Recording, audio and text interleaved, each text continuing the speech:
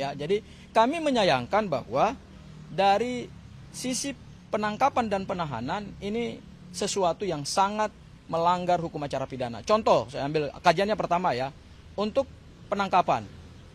Mereka ini kalau kita lihat dari kualifikasi subjek hukum pelaku tindak pidana, mereka ini bukan pelaku tindak pidana organized crime atau white collar crime atau kejahatan transnational crime. Ini kejahatan-kejahatan biasa, bukan kejahatan tindak pidana korupsi, bukan kejahatan yang mengancam keselamatan, keamanan, pertahanan negara Republik Indonesia, sehingga jam 7 pagi itu harus dilakukan upaya paksa berupa penangkapan dan keadaannya sangat dramatis ya. Agendanya hari ini ya tadi saya katakan bahwa Mas Roy dan Bu Tifa akan diserahkan ke wilayah hukum Kejaksaan Negeri Jakarta Selatan. Dengan demikian maka semua proses penyidikan itu telah selesai ya, Bang Ristan ya. Kebetulan saya di sini didampingi juga oleh salah satu anggota tim kuasa hukumnya dari Mas Roy ya, yaitu Bang Ristan. Nanti bisa diberikan penjelasan juga ya Bang ya. Nah, kami hari ini akan mendampingi proses penyerahan tersangka dan barang bukti, dan tentu ada beberapa hal yang ingin kami pastikan. Pertama adalah apakah akan dilakukan kelanjutan penahanan atau tidak ya. Betul. Karena pagi ini kami secara resmi juga sudah mengajukan surat permohonan penangguhan penahanan. Karena mereka sekarang ini kan statusnya lagi dalam tahanan Polda.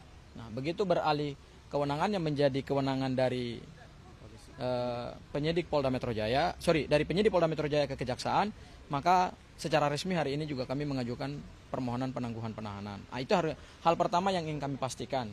Hal yang kedua adalah kami juga akan memastikan terkait dengan penyerahan barang bukti ya, barang bukti ijazah.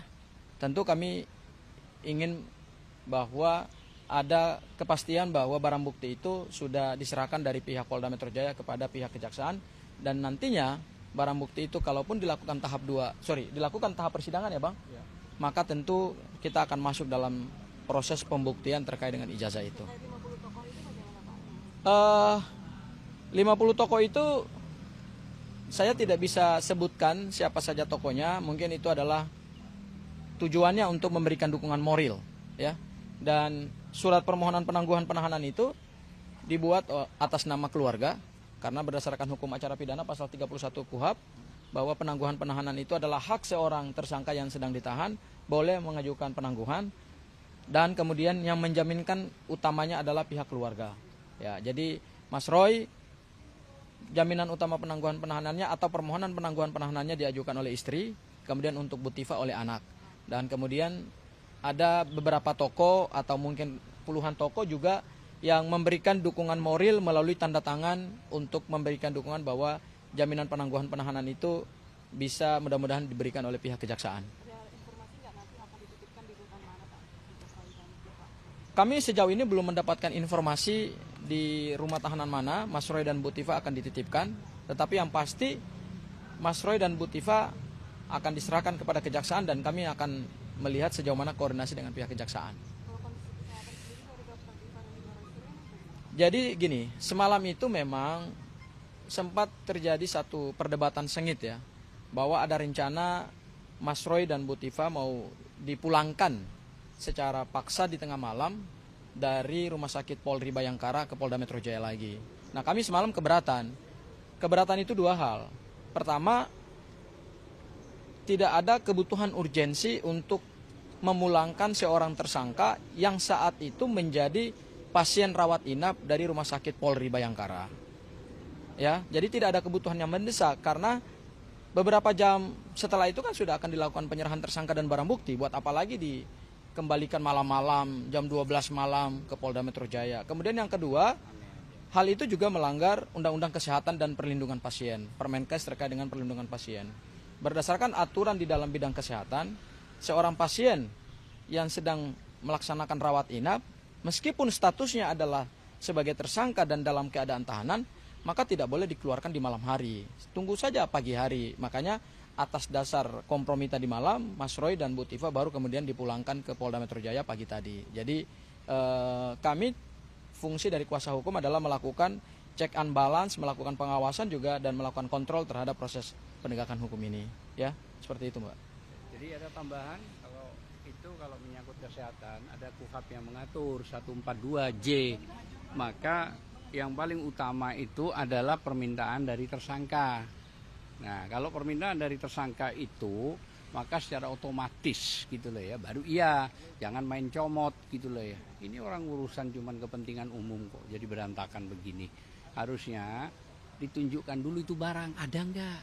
Nah, sampai detik ini kita bicara di depan rekan-rekan ini TV dan YouTube, tidak pernah kita lihat barang itu asli. Tidak ada. Lah bagaimana sekarang orang itu dipaksa, diproses, dan poin pasalnya cuma 310, 311, tidak bisa menangkap dan tidak bisa menahan. Nah, ada penyelundupan pasal, itu yang bermasalah. Pasal 32 ITE dan pasal 35 itu nggak boleh. HAM bertentangan dengan hak asasi manusia. Saya kira itu aja. Ya, saya jelaskan ya. Jadi penangguhan penahanan baru saja kami serahkan melalui PTSP ya, Kejaksaan Negeri Jakarta Selatan, dan sudah diterima oleh pihak Kejaksaan Negeri Jakarta Selatan. Yang mengajukan itu adalah keluarga dari tersangka atau prinsipal, yaitu untuk Mas Roy diajukan oleh istri dari Mas Roy.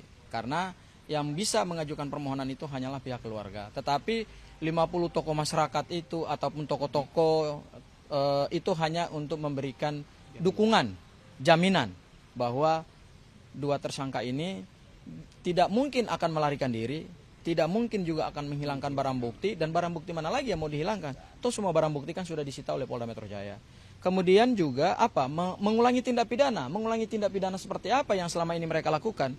Dalam konsep hukum pidana, mengulangi tindak pidana itu kecuali terhadap suatu perbuatan yang telah ditetapkan sebagai tersangka, seseorang itu melakukan perbuatan yang sama untuk merugikan kepentingan orang lain lagi.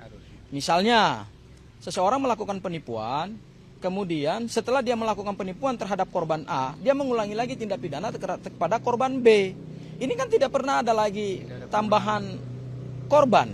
Atau yang bersangkutan setelah ditetapkan sebagai tersangka untuk satu perbuatan, kemudian mengulangi lagi untuk perbuatan tindak pidana lain. Misalnya setelah memukul, besoknya dia mencuri, lusanya dia memukul orang lain lagi, bukan dengan korban yang sama. Itu yang disebut dengan konsep pengulangan tindak pidana. Nah, ini kan narasi-narasi yang disampaikan oleh para tim hukum atau oleh relawan Pak Jokowi bahwa tekanan untuk melakukan penangkapan dan penahanan terhadap Mas Roy dan Bu Tifa itu kan karena katanya adalah mengulangi tindak pidana. Mengulangi tindak pidana yang mana? Bahwa kemudian Mas Roy menyampaikan argumentasi-argumentasi terkait dengan ijazah yang diduga palsu itu kan adalah memberikan edukasi berdasarkan hasil penelitian mereka. Jadi tidak ada lagi pengulangan tindak pidana di situ. Itu adalah memberikan edukasi kepada publik terkait dengan objek ijazah mantan Presiden Republik Indonesia Pak Joko Widodo. Ya, jadi kami menyayangkan bahwa dari sisi penangkapan dan penahanan ini sesuatu yang sangat melanggar hukum acara pidana. Contoh, saya ambil kajiannya pertama ya. Untuk penangkapan. Mereka ini kalau kita lihat dari kualifikasi subjek hukum pelaku tindak pidana, mereka ini bukan pelaku tindak pidana organized crime atau white collar crime atau kejahatan transnational crime. Ini kejahatan-kejahatan biasa, bukan kejahatan tindak pidana korupsi, bukan kejahatan yang mengancam keselamatan, keamanan, pertahanan negara Republik Indonesia, sehingga jam 7 pagi itu harus dilakukan upaya paksa berupa penangkapan dan keadaannya sangat dramatis ya. Ini hanya dua warga negara berlatar belakang sebagai peneliti, bahkan Bu Tifa pada saat ditangkap itu jam 8 harus menyelesaikan sidang doktoral di Fakultas Kedokteran Universitas Indonesia.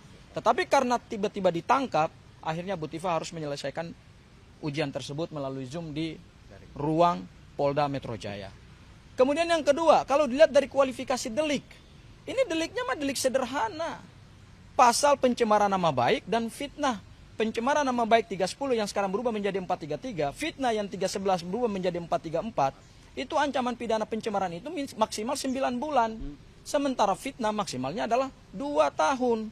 Maka berdasarkan Kitab Undang-Undang Hukum Pidana, terhadap jenis delik atau kualifikasi delik yang ancamannya di bawah 5 tahun ya tidak bisa dilakukan penangkapan dan penahanan. Ya, coba kita lihat Rasman Arif Nasution Ya, yang hari ini statusnya sebagai terpidana kasus pencemaran nama baik terhadap Hotman Paris.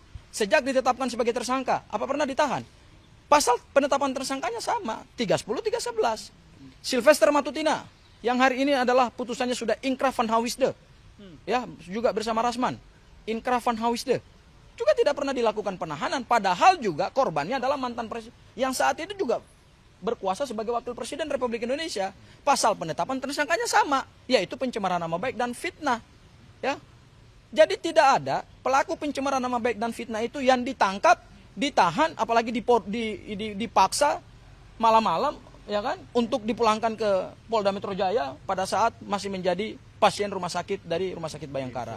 Kemudian yang ketiga, dari sisi urgensi hukum. Sebetulnya tidak ada urgensi untuk melakukan penangkapan dan penahanan. Karena apa? Semua tahapan penyidikan itu sudah selesai. Pada tanggal 30 April 2026, berkas perkara sudah dinyatakan lengkap atau P21 oleh Kejaksaan Tinggi DKI. Sehingga dengan demikian, begitu keluar P21, maka proses penyidikannya juga telah selesai. Penangkapan itu kalau dilakukan oleh penyidik hanya dalam rangka untuk melakukan proses penyidikan. Loh, orang penyidikannya sudah selesai. Ya kan?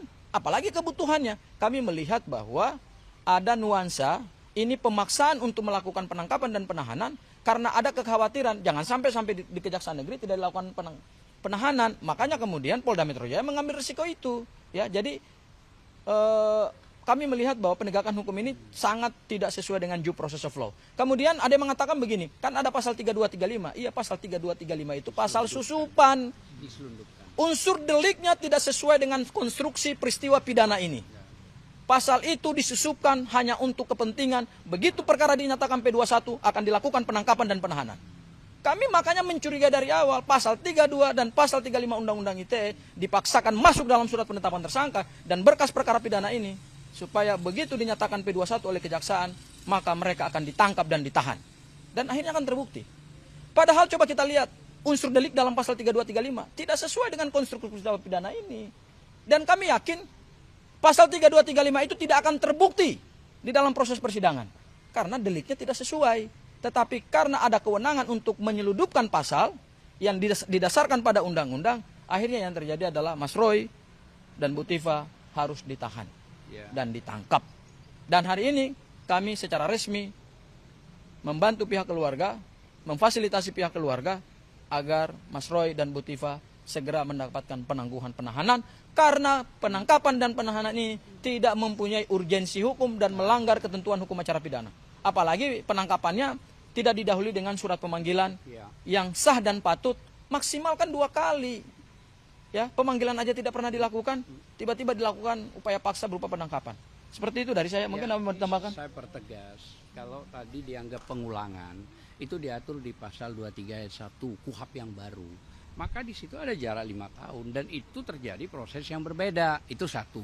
Makanya di sana ini ngawur, nggak ngerti gitu loh ya, bikin malu saja menyampaikan itu loh ya. Dan yang kedua, ada tambahan, Firly itu terlibat kasus tersangka yang hubungannya Firly Bahuri ya, itu kan mantan ketua KPK. Sampai sekarang berkeliaran tuh, padahal kasusnya itu kasus nyata soal masalah apa? Suap, gratifikasi, itu korupsi, itu lebih parah gitu.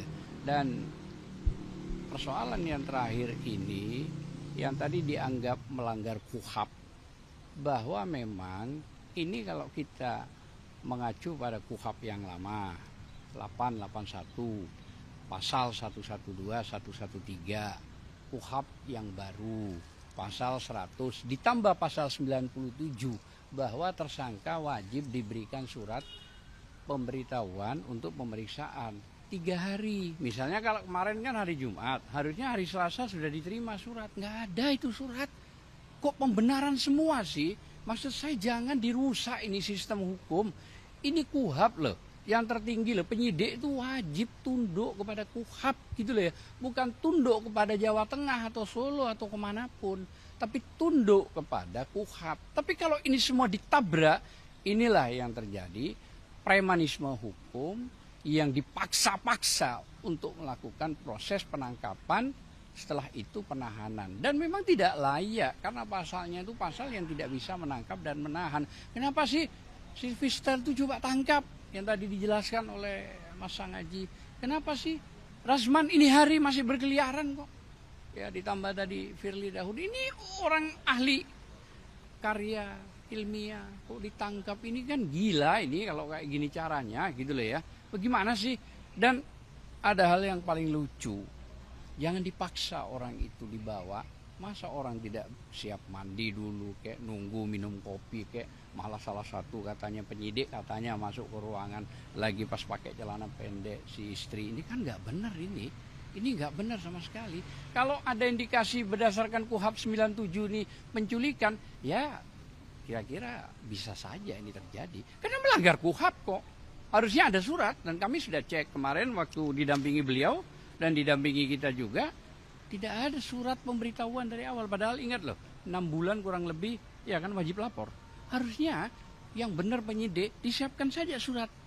Pak, ini 3 hari lagi ya datang ya Pak ya. Itu bagus. Kalau ini caranya dilakukan dengan memberangus sebuah keadilan, maka wajar sakwasangka premanisme ini sudah terjadi juga di ranah hukum. Saya kira itu aja. Terima kasih.